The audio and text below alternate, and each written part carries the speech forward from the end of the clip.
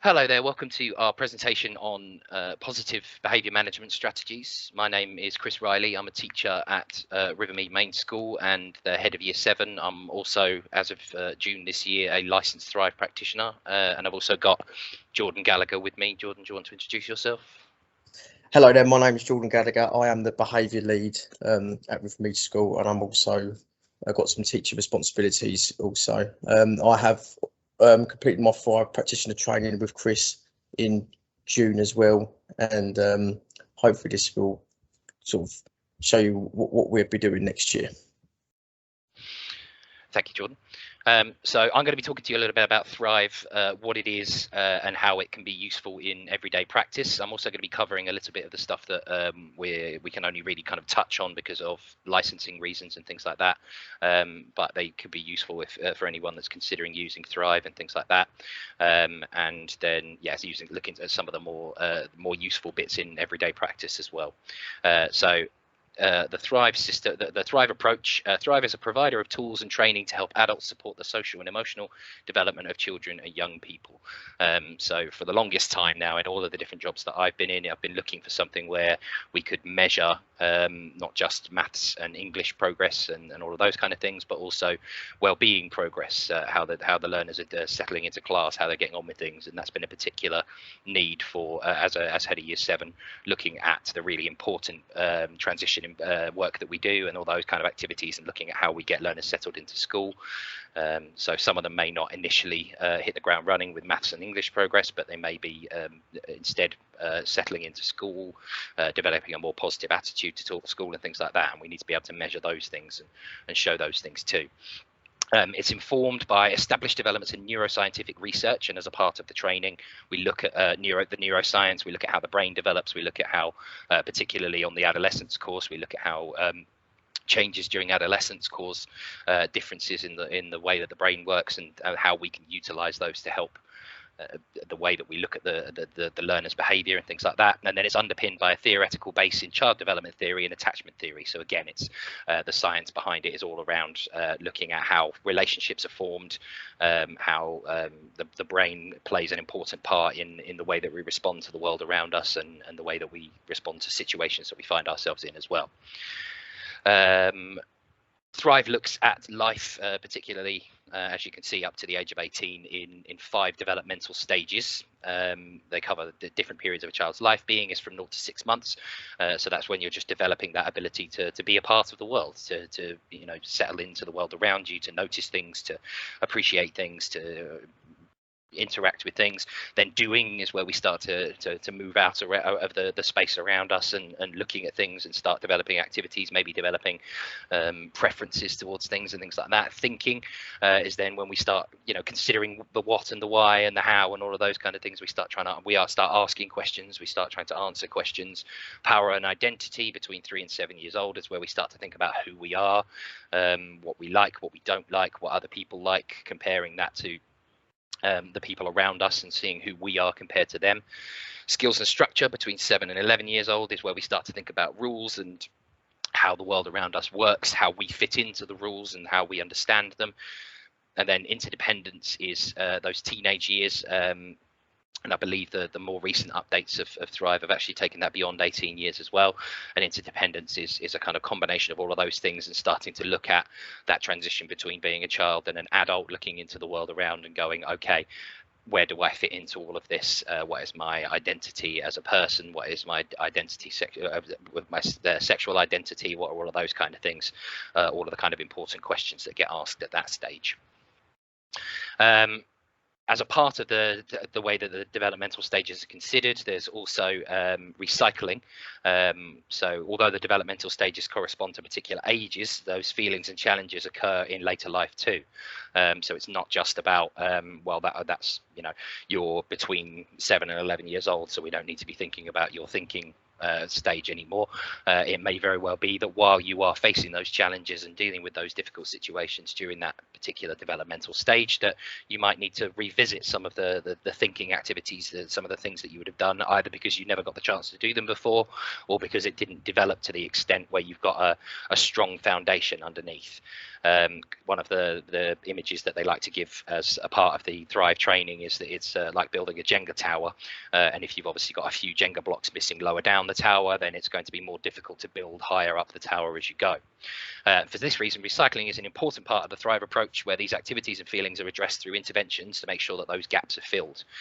So we're able to kind of consider, okay, you're at this stage of your life, but actually the way that the things I'm seeing you doing are indicating to me that maybe you need some more help with your thinking stage, with your doing stage, so that we can try and fill in those gaps, slot those Jenga blocks in, which I know is not how you play Jenga, but slot those blocks in to make sure that the tower is a bit more stable. So the recycling is just looking at that way of jumping back a few developmental stages to make sure that everything is as sturdy as it can be, ready for the new set of challenges that's on its way. The Thrive online system we can't really talk about too much, because you have to have a login and be a licensed practitioner, all those kind of things to access it.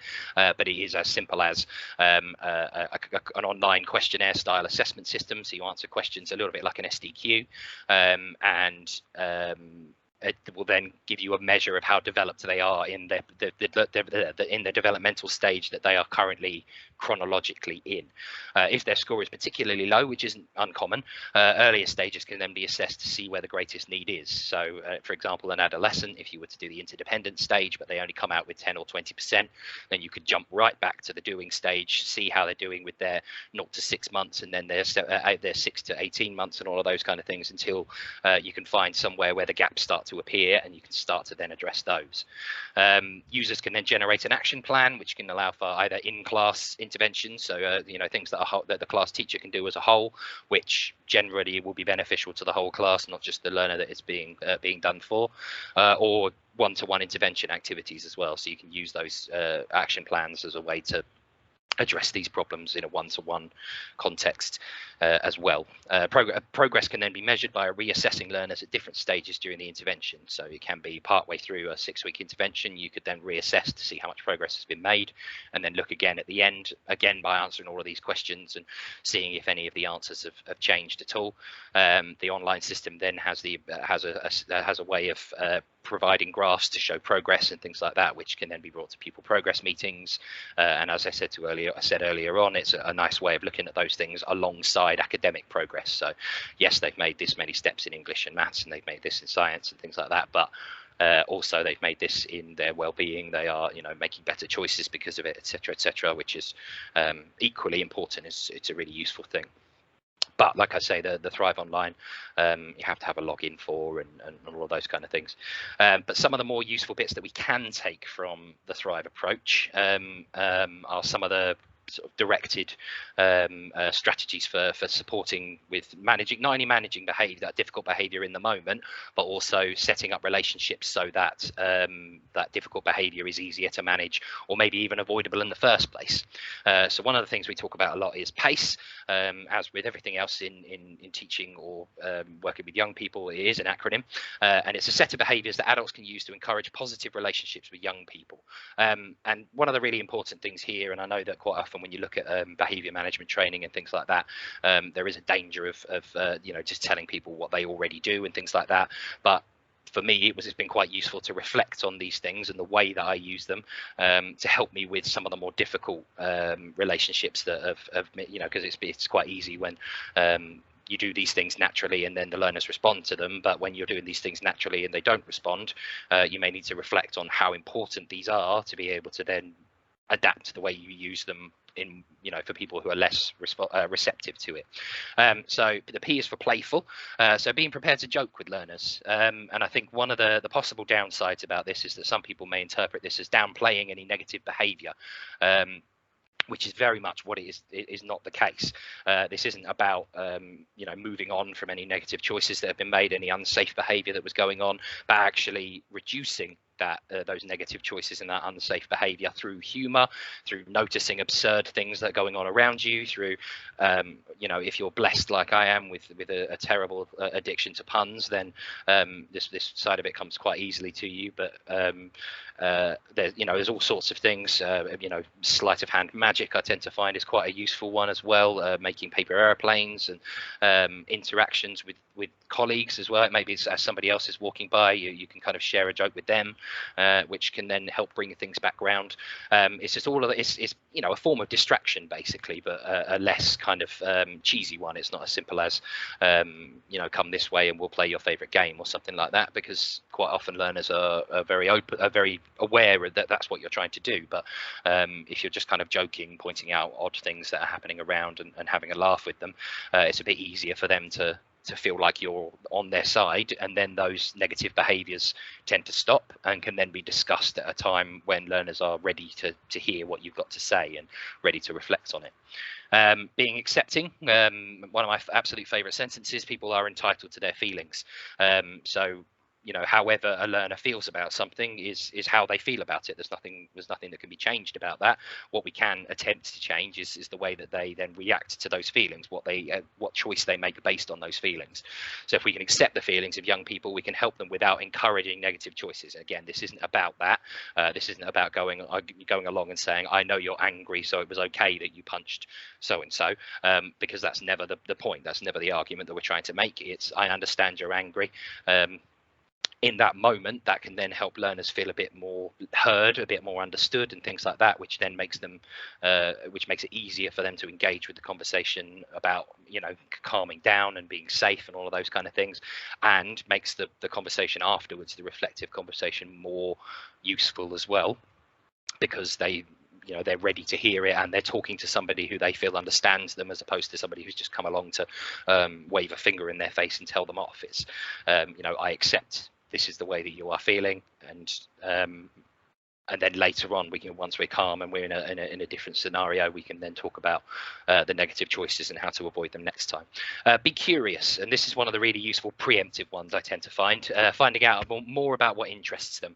Particularly, it might not be something that you're interested in, but actively listening to their interests means that they won't only associate you with being in trouble, in inverted commas. So there are some, there are learners that just think, adults only ever want to talk to me when I'm being naughty, or only ever want to talk to me when I've gone out of class or whatever. But actually, if you're catching those learners around the school, if you're saying hello to them, if you're going to find them at break time and asking them how far they got in their favorite video game, or how far they've got in the TV show that you watch at the as well as them, or even if it's not that, if it's not something you're interested in, just that kind of listening, trying to understand it, giving them an opportunity to explain their passions to you, again, can be a really good way to build those connections with them, so that when you are approaching in more difficult situations, they see you as a whole person, as opposed to just the person that appears out of the smoke whenever I'm being naughty, kind of thing. Which is incredibly useful and can be done in a number of ways. It can be as simple as those greetings. We always encourage the learners to say hello and good morning and all of those kind of things, but it's just as important for us as adults to do it as well, because then they that's what they associate with us, not just interactions when they have to be done, but actually just general interactions, pleasant interactions, and those back and forth questions, and every now and then you may discover a new passion yourself, and something that could be very interesting for you. Equally, there are a few kind of these engagements where they are things that I have tried my best to get in to find out more about, and it's not succeeded, but there is still an opportunity for learners to talk to me about those things, and I can be honest with them and still ask follow-up questions and things like that. And empathy hopefully won't be a surprise to anybody when it comes to difficult behaviors and strong emotions and things like that. Trying to relate your own feelings and experiences to those of the young person. And again, something to really highlight here: they don't need to know your stories, because I know that there are boundary issues there. It's not about you telling your entire life story to this learner while they stare open-eyed at you or anything like that, but at least your ability to say, yes, I also find it really irritating when people do this, or yeah, I'd be really frustrated if I was in your position, or just when they're feeling really sad, yeah, no, I would also, I'm very sad just hearing you talking about that. And that kind of relating of emotions can help them feel justified in the way that they're feeling, which can help us feel more comfortable about our feelings, and can also again help build that relationship, help them to see that we are human beings that are there to help them because we want to, not because not just robots that have shown up to help them because the trigger went off and something like that. And yeah, going a long way to feeling heard is really important as well, because it's all we really want in times of stress. We just want to know that somebody has heard what we're saying, they've heard the important information that we're trying to give, and then they're going to respond to it in some way. So that's pace. That's just kind of a general way of being, a general way of things to consider about your conduct around us, the school site and things like that. And then the VRFs are the vital relational functions, which is a nice fancy way of talking about again really good ways of building strong relationships, which they're techniques to help us relate to learners whether they're in distress or not. And again, this is a really key focus. This isn't just about how do I go into this difficult situation where this learner is behaving unsafely, but how do I spend my time outside of difficult situations, setting myself up to be the kind of person that can help to manage difficult situations, or even eventually, once you've built those really strong relationships and things like that, be able to actually circumnavigate those difficult situations because you've got that relationship with the learner and you've got these things down and well practiced. So we got attuning. So it's when approaching a learner in distress, try to match them with a similar tone. Now, a really important proviso here is, I'm not saying that if somebody is angry and throwing things around the room, that then we should then also get ourselves angry and join in, because we obviously don't want to be showing unsafe behaviors alongside them. But in those hectic situations, we may need to try and get close to their energy level, and it may not be possible to match the exact energy level of some of the learners that we work with, because it's absolutely impossible, but at least showing that we are above our baseline of our energy level, and showing that we are also aware, kind of matching their feelings, which can make them feel a lot more comfortable and a little bit less alienated and isolated, which again is a really useful way to begin to calm. Also, if they're feeling sad, we might need to slow down to get alongside them. You may have been rushing past to get from one place to another, to get to another meeting, but you see this person over in the corner on their own, and slow your gait, slow your walking pace down a little bit, slow your speech, which is something I always have to work on. But just it's acknowledging feelings without saying I acknowledge your feelings. It's I see how you are feeling, saying that to them without actually needing to say those words, which again could be a lot more comfortable for some learners who don't who like to spot those techniques that we're doing and like to say, oh, I know what you're doing and it's not going to work, you're not going to do this, you're not going to do that. And so instead it's just kind of like, right, okay, yep, I'm going to join you somewhere around your level, and we can then make them feel more comfortable, and which then lets us bring those things. Again, that thing about what I was saying earlier about greetings around school, about quick conversations on the playground or in the corridors, just to say hello to somebody. The most useful thing I do at Rivermead some days is just saying good morning to learners on the playground, and exchanging those kind of inside jokes that we have with different people, saying hello to them when they get off the bus on a Wednesday morning, which is my bus duty, and being able to greet them then, and being able to kind of match that, and as they get off the bus, their level of hello can then dictate to me how I respond to what they've said, and in certain situations I can then pick up, actually that's very out of character for that person to have responded in such a downhearted way. I think I might need to go and speak to their class teacher and just let them know, or even go and speak to the learner and just say, I noticed you weren't your usual self this morning, is there anything else I can help you with? Validation, here's some examples. Wow, that was stressful, wasn't it? Or it's hard when somebody is trying to get on your nerves, or that was a horrible noise. So again, it's just directly accessing, it's the more direct version of that empathy. So to validate things, we need to be empathetic, and we need to show that we understand why they've reacted in a certain way, which again can make them feel heard. further explanation again on this point. We're not justifying any choices made here. We're not saying you're being unsafe, and I understand why you're being unsafe, so that's okay. We're validating the feelings, not the choices that were made because of the feelings. So I can see why you're angry because of what so and so did, or because of this thing that has happened to you. That would make me angry too. That helps them, realize that we are aligned with them. Helps them realize that they're not alone in feeling the way or responding in the way that in feeling the way that they did, and helps them sort of feel like you're there to help, and that you understand what they're talking about and things like that. So yeah, it's the kind of direct form of that empathy, and then containment as well. And the whole point of this, all of these kind of things, every single behavior management or anything kind of training that we do is safety. It's about making sure that learners feel safe, and that they are able to make safe choices, and that they understand what that means as well. When we're asking them to be safe, they understand what we're actually asking them to do. So it's about listening to what is said, considering it, and then discussing a plan of how to go forwards with reference to how everybody will keep safe. So this listening to what is said and considering it is all a part of what happens while all the rest of this is going on. So if a learner is particularly distressed, and they are telling you about how so-and-so did this to them on the playground, and it's just made them absolutely angry, and they want to punch and kick and throw and break things, we can be listening, we can be processing the information. We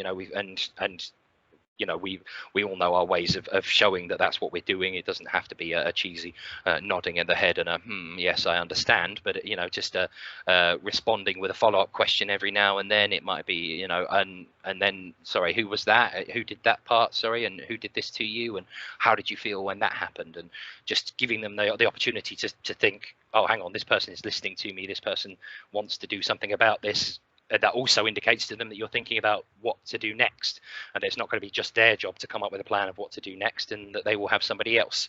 And then the discussing the plan with reference to how everyone will be kept safe is what comes afterwards, once we've successfully used the pace and the other things that we're talking about here, to calm a situation, to get back to a point where we can be reflective and consider how things are going. And then everything that we talk about in that plan should be about how it's going to keep people safe. So if it is that a learner needs to be away from the rest away from their class group for the rest of the day, that that can be easily explained.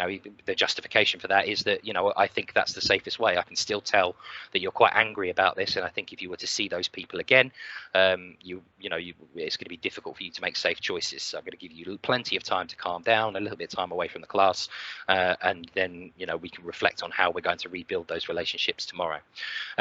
Although young people and adults, for definite, may claim that they want to do whatever they want, boundaries make everyone feel safer. And I think this is probably something that everyone will have experienced at some point when working with young people, is that you get those learners that just want to be left alone. They want to be able to just do whatever they want to do. But they are usually the ones that respond the very best to appropriate boundaries, well maintained boundaries, and so that's all around this containment. It's you being able to respond to the boundaries that they are pushing and things like that, and show them, this is how I will keep you safe, no matter what choices you make. This is what I will do to make sure that you are safe within those choices.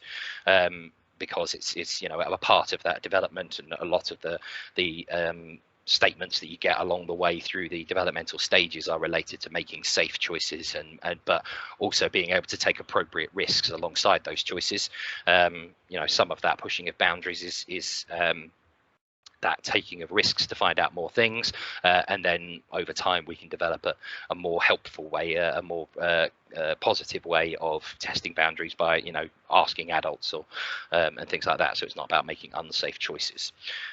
So in summary, as we get more and more, as we get Thrive better embedded into school, it's going to be it's already been incredibly useful on the smaller scale that we've used it, and then as we can get it up to a larger scale, get more learners assessed, and get more information shared to class teachers and things like that, it is going to be incredibly useful for those specific targeted things. But also these two sort of sets of so the pace is more about conduct and more about the way that you act as you are in the school. You know, being playful, being accepting, being curious. These might be things that you naturally do, and it might be that you do that naturally with learners that you find it easier to connect with. But it might be worth considering, how can I share a joke with this learner that just does not want to be anything to do with me? You know, what is their sense of humor? Is there an appropriate way that I can get in on that sense of humor? If not, can I use this curiosity? Is there something they know lots about that I can either ask them questions about, or that they can teach me about? And then they come to associate you with that thing that they love, as opposed to just this person who appears to tell them off when they make the wrong choices. So these are more about, you know, kind of passive conduct and things like that. And then the VRFs are things that we can actively do. So attuning is about matching mood as much as physically possible, as much as safely possible. Let me be clear on that. You know, so if you do come across somebody and they greet you with a jolly hello, then, you know, make it really clear to them that that's also, you know, put you in a good mood as well. It might be that they're particularly good mood has imprinted on you, or if they are not in a good mood today, then dropping your tone and getting alongside theirs is going to make them feel more comfortable sharing whatever it is that's got them there. The validation is about you know, you are entitled to your feelings are valid, whatever they are. It's about the actions that follow them that we may need to challenge. You know, making that a really, really clear thing as well. Wow, that was a really stressful situation. You know, it all got a bit busy in there, didn't it? That was a bit tough. And then, yeah, the containment, you know, every possible opportunity, even if it's not related to a difficult incident, just any situation, pointing out to learners the ways that you are keeping them safe and the ways that you will continue to keep them safe, can only ever be useful. Not only because it shows them, you know, that really important fact about, you know, that's our job, that's what we're going to do, but also because it builds that relationship, and in the future they will associate you with somebody who keeps them safe. That is everything I wanted to say about Thrive, but I believe Jordan has got some bits that he wants to add as well. Are you there still, Jordan? Yes, I'm here. Have you got anything you wanted to add about Thrive before I? No, not really. I'm really looking forward to embedding it in our school next year. And like I said, we have used it sort of short term, because we've only become 5 practitioners last month. But like I said, it has really helped our learners and our staff to sort of control behaviour, manage behaviour. And I'm sure that when we really sort of embed it next year, it'll be even better. Yes, agreed. So I am going to just share my screen now, and I'm hoping that you can see it. Can you see that, Chris? I can see it. Yep. Cool. So obviously Chris was talking about Thrive and how we're going to use it. Obviously this term and next year. And Thrive is normally sort of long term, where we look at the learners, and it normally helps long term. So I'm going to talk about the positive behaviour strategies that we use at school, and this is normally short term. So these are the things that happen on day to day in school. And me as behaviour lead, I look at these strategies and I think, is that one working on that particular learner, on that group, or on that class, or is this one not working? And how do we sort of make that new and updated so that students are motivated to behave by following certain behaviour strategies? So I'm going to talk a few about what we use at school, and hopefully these will help you, you know, at other schools and at home. So first of all, we use a system called class charts, and it's where we log all good behaviours throughout the school. This could be for doing a good piece of work, it could be for opening a door for a student or for a staff member, it could be even simply saying please and thank yous. Obviously every student is different, and they've obviously all got different strengths and weaknesses. So for someone to say thank you, I mean, that could be absolutely massive for that student, and they might receive a class chart. So obviously in our school, our ethos is super, so it's safe, understanding, polite, engaged and resilient, and we go by these 3 sort of rules that we would like our students to be like in school.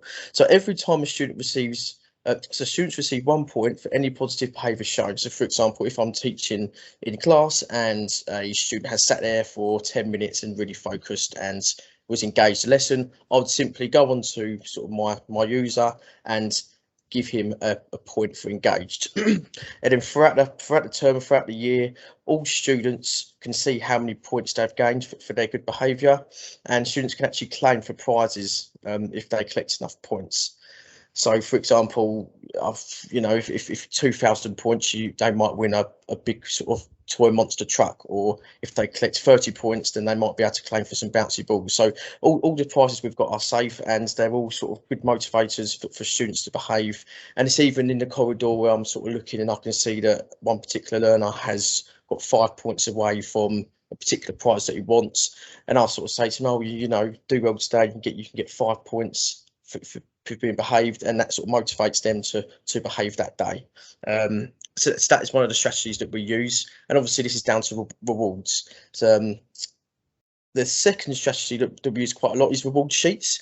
So again, we give the learners these reward sheets, and they must, a 3 is really behaved, 2 is sort of not bad, quite behaved, and 1 is not really quite rude and disrespectful. So by giving these students these reward sheets, they can track how they got on, and the teacher writes a little comment on how they behaved and how they didn't behave. And again, it's that motivation to try and keep a student behaved throughout the day, and if they get enough points at the end of the day, then they will get their reward they can choose, and it might be to play the guitar with Mr. Riley, as he likes to play the guitar. It might be to go into the football cube and play some football with the PE teacher, or it could simply just be having a hot chocolate or a snack with the head teacher or deputy head teacher. So normally they would choose the rewards, and again, that's a good motivation for them to behave throughout the day. So rewards is a really big thing that we use in school. We also use timeout and movement breaks, and again, these are displayed around the school, and it's basically that if we feel like a learner is sort of stressed or is feeling a bit upset or feeling a bit down, and they are allowed to sort of leave the class with teacher's permission, and they have to go out with a TA. And normally that little break that they have normally sort of gives their brain a bit of a reset, and then when they're coming back into lesson 5 minutes later, then hopefully they're sort of starting fresh and they can be involved in learning and engaging well again. We also have movement breaks, and again, that is similar to timeouts, where they can leave the classroom for 2 minutes under teacher's discretion, and they can sort of do activities with the TA when they leave the classroom. They might want to do some push-ups or some touch of toe, some stretches. They might want to run around the playground. And again, I use this quite a lot in my lessons when I see a student that is quite, not so much getting quite restless and becoming a bit distracted. And again, that 2 minutes of that little movement break can have a miracle effect on them. I know when I was at school sometimes that it was quite hot in the classroom, and then that 2 minutes out really benefited me for when I come back and engaged. So that's another reward. That's another sort of behaviour strategy. Again, this is a timeout pass that we give to students, and a movement break pass that we also give to students, and it allows students to sort of have ownership of when they can have a movement break and when they can have their timeout pass. And again, it's a bit of all the staff members know that student is allowed outside with that particular TA because they have a pass. We also have sensory tools, and again, sensory tools, there's a different variety of sensory tools, and they can be an effective way to help learners stay focused and distract them from challenging behaviour. Most classes in our school have a box of sensory tools, and again, it's up to the teachers who decide that who can have what sensory toy. And it's normally a good way to keep learners engaged, because obviously some learners can get bored and get a bit distracted. If they have like a fiddly toy or something to sort of focus on as part of their learning, it sort of helps them remain engaged and behaved. We also have a school Senko who chooses what learners would benefit from what toy, so sort of hits the right spot when it comes to giving learners the correct toys. Okay, so praise. So we use this in school a lot, and again, the praise can be differentiated for learners. So, for example, if a learner is producing a good bit of work, I always give them lots and lots of praise, and that's a real good motivator for them to continue with their behaviour or with their learning engagement that they're successfully doing. And even if you see someone with the correct uniform on in school, or they're simply just doing their work, I'll say, yeah, well done, keep going, you're doing very, very well. And that they normally respond to that very, very well. And I normally give praise a lot, quite consistently as well. And it's normally that I do it every day, not just when I think that they deserve it. I think that all the time, constant praise, and they seem to respond really well to that. Humour, again, I think Mr. Riley did touch on that in the Thrive. So we use humour quite a lot, and again, it's to tell a little joke, or you might want to sort of something funny happened in a film you see last night, and again, just that engagement and seeing them sort of laugh and seeing the teacher laugh as well. It's that sort of connection that we've got. And again, if there's a learner that's feeling quite distressed or quite angry, you know, I would try and sort of crack a joke or maybe do some magic. I know Mr. Riley likes to do some magic, and again, that gets their attention off the problem that their brain's focusing on, and it sort of drives them on to focus on you and what you're doing. And again, that can sort of forget what their how you know what their problem is. So humour is a really good tool that we use in school, in the classroom. Visuals, again, this is quite a sort of standard approach that we use. So we have visuals all around the school, and it helps learners to communicate with staff members and with peers in their classroom. And again, some learners don't like to sort of communicate much, and so where we use visuals, and that's a really sort of good way that we can connect with our learners. Here's just an example of some here. So we've got lunchtime, circle time, story time, quiet time, morning work, computer time. And again, we have these in corridors, we have these in classrooms, and also some learners do have them on their tables, so they know exactly what to expect. So it's, you know, so they're not sort of expecting anything unexpected, which could sort of throw their behaviour off. So they know exactly what they're doing and what time. And again, keeping that sort of structure, which obviously our learners respond to very well.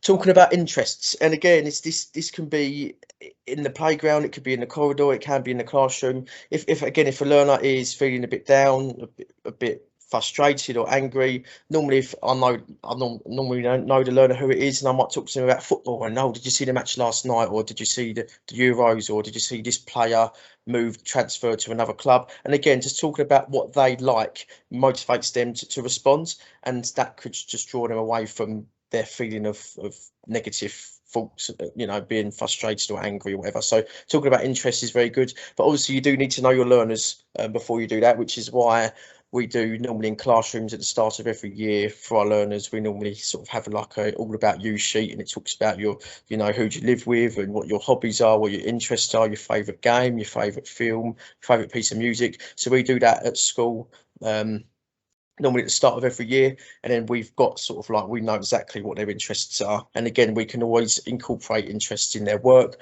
So for example, I have a class, and most of them do like sport, and when I teach them for, let's say, PSHE, I try and link some sport in there somehow, and again, that sort of motivates them even more to complete the work and to behave in class.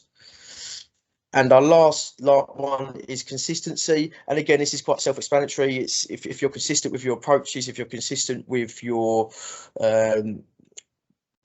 praise, and even when you're consistent with your sanctions, that normally helps the learners to behave, because they know exactly what to expect, and they know exactly their boundaries, and they know exactly how to respond to you and you know what you say. So consistency is a massive part for behaviour management at our school.